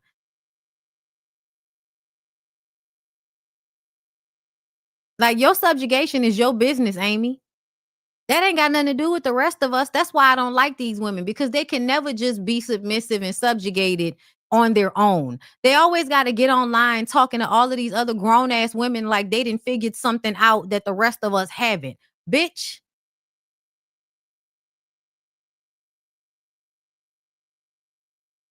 If you don't get your new married ass the fuck out of here, this your first time being in a relationship with a man that make more money than you? Like, what's going on? She acting like she new here. Black successful men do marry Black women. But my girls, let's be for real. Let's talk about it. Who thought that Black successful men don't marry Black women? Who thought that? Who thought that? The percentage of men that get married, which I believe is like maybe 30 or 40% of Black men actually do get married. I might be a little off on that because I can't remember correctly that statistic, but I do remember that 80% of married men are married to Black women. I don't think that's a part of the conversation. I don't think that we're actually worried about Black men who want white women anymore. I don't know who thinks we're like worried about that, but we're not really worried about that. That's not what we're on right now. It's not 2010. It's not 2012. It's not 2007. We don't give a fuck about what Black men want, like white women. Nobody gives a fuck about that. Surprise, surprise, ladies. Successful Black men really do like Black women. Sure, we know. What's your point? My God, on today, she has literally been lobotomized. I already know, sis, life was not easy for us. And along the way, we formed a little net roll that we can't get rid of. Because life was hard doesn't give you the right to be rude, a bitch, confrontational, nasty attitude, uncooperative, any of those things. Married now, sis, so you're joining with one. It should be a peaceful harmony, right? Which means you have to die to yourself with all the ugly things that do. Yeah, no, I don't like this. I don't like any of this. And I feel like the girls she's talking to, because she's not talking to me. I'm not one of them girls. But the girls that she is talking to, there is a level of work that those girls need to do on themselves, and it's not through a nigga. The girls that have bad attitudes, the girls that have all of these issues and traumas and all of that, and all of the fucking neck rolling, and they don't like to be a man piece. That's because those women need to figure their life out, and they don't need to be with a nigga. So who are you talking to? Because to me, women that have bad attitudes in marriages with men, maybe they don't need to be like married. If you don't like your nigga, like if y'all talking to each other crazy and making each other feel bad, maybe y'all don't like each other. You shouldn't be married. Why y'all always trying to force people to, act all docile and weird and shit? Y'all trying to make us act like Gucci at the Breakfast Club interview. Not create peace. Let's talk about the maybe I rule. If there's conflict going on in your marriage, in your home, silently to yourself, not out loud to your husband. Bitch go to therapy for 2 months after they file for divorce, 6 months into the marriage, a year into the relationship. Now she thinks she know enough to come and talk to us. Ask yourself, maybe I am understanding this wrong. Maybe I am processing this wrong. Maybe I am being. This is very dangerous. This language is very dangerous to me, because to me, I feel like a lot of times that is what women do. Women go first to internalizing how they're being treated and asking if you treating me like this because something's wrong with me. Women do that first. That's the first thing most women do. Being overly emotional. Maybe I am not listening. If you silently ask yourself the maybe I's and then go in a corner and process them before you respond. It's the fact that you think men are doing all of this. It's the fact that you think that men are doing all of this. At large, men are not doing this. The unsolicited advice. You see that maybe I can do something to meet him more in the middle versus pushing the confrontation. I did not say you cannot have an opinion. I never said that. I said, stop, process your emotions, okay? You married now. You basically just said, I love you for the rest of your life, my life, no matter what we go through. Me not really understanding the real concept of marriage, I was thinking like, oh, Dwight, you're doing this. I don't like this. I'm going to flee. I'm going to run. Listen, y'all. So Dwight was doing something you didn't like? You ain't ready for marriage if that's the way you think it.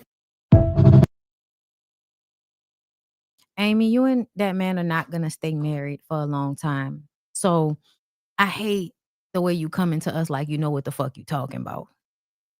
Let's move on. I want to get to Tyler Perry. And then I'm going to get off here because, you know, I have other things I want to talk to y'all about. And, you know, we'll come back tomorrow for more. I want to get into Michael Blackson and Rada tomorrow. But I need to go eat before I leave to go to this class at 6. And, you know, child traffic during this time of the day. So let's get into the last topic. Like the video, subscribe to my channel if you haven't.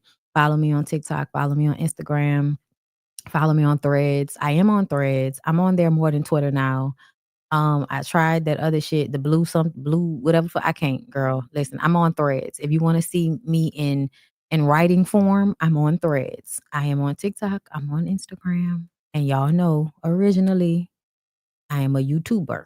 Okay, so let's get into Tyler Perry, who donated $100,000 to Marvin Winans. And I feel like this is a signifier that Tyler Perry does not like us. And I said this in the comments and the niggas wanted to argue with me. But to me, I'm going to just tell y'all off rip. Tyler Perry saw the backlash that Marvin Winans was getting and decided that, oh, let me find a way to get a tax write-off, to act like I give a fuck about church people, and to piss off everybody that said something about the way he acted at that church.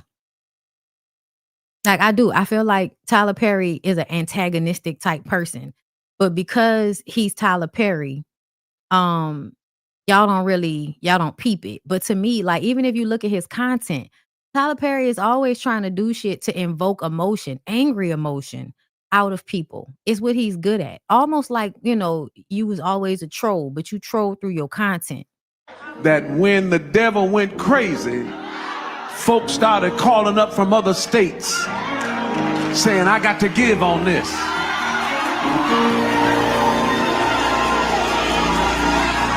So people from other places said that you were being a mean old man and you need to get up there and apologize for the tone because that wasn't cool. And so in order to feel like our elders don't need to correct, Tyler Perry comes in to save the day with a whole bunch of money. So now this makes Marvin Winans feel like he doesn't have to be respectful of the people in his congregation because Tyler Perry will come and give him a whole bunch of money. Well, maybe I'll tell you now, since y'all happy enough, that since it broke out Monday, we have received one person called and he said, tell my name. He said, because I know God is in this. Tyler Perry said $100,000.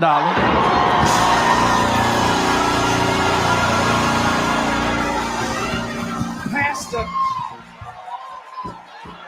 Bishop. You better worship that money. You better stump the ground for that green, mean green. Almighty God love that money. Bishop Patrick Woodton, he said, I'm sowing and I have that when the +1. So he and his son-in-law sent $2,000. We have received, I'll get all that over. But why don't you give God praise for what the devil meant for evil, God. So it was evil to ask you to be more respectful of that woman that came up there with her money and not to talk to people like that are given to you. That was evil. Evil is good. That's what I think. turn it around.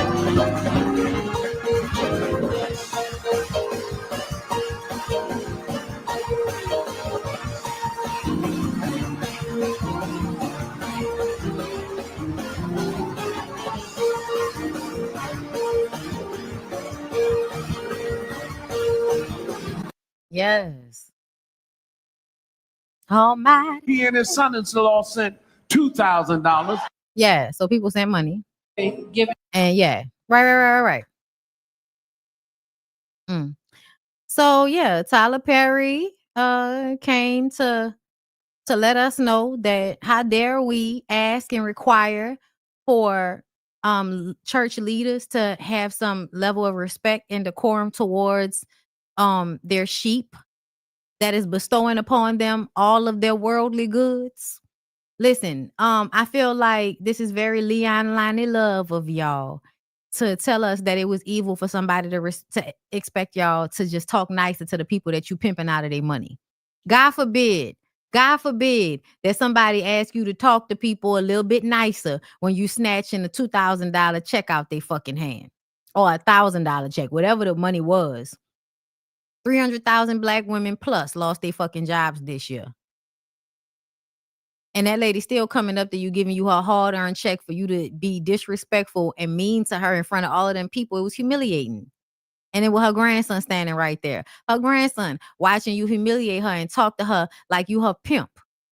And Tyler Perry decides what he is going to do is provide $100,000 because we don't like when people ask our church leaders to not talk to people like they're pieces of shit.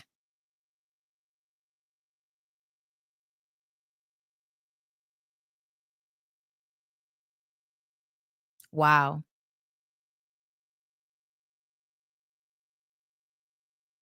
Okay.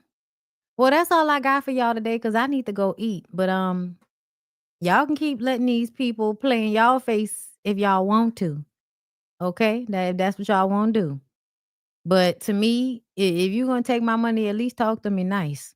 Don't be talking to me like I'm some hoe that just came back from a stroll and I owe you more money than I didn't just gave you. No, because that's how he talked to her. That's how he talked to that lady. It's not what I asked you to do. Who the fuck you talking to? Who the fuck you talking to? You didn't have to say it like that, but you said it like that because they allow y'all to have delusions of grandeur. People just coming up handing you their hard-earned money and you talking to them like they a hoe on a stroll that didn't come back with all of your money. Fuck out of here. Tyler Perry does not like us. I believe on some level it's because Tyler Perry don't really like himself. But let me go eat so I can get to my workout class. Y'all have a good rest of y'all evening and I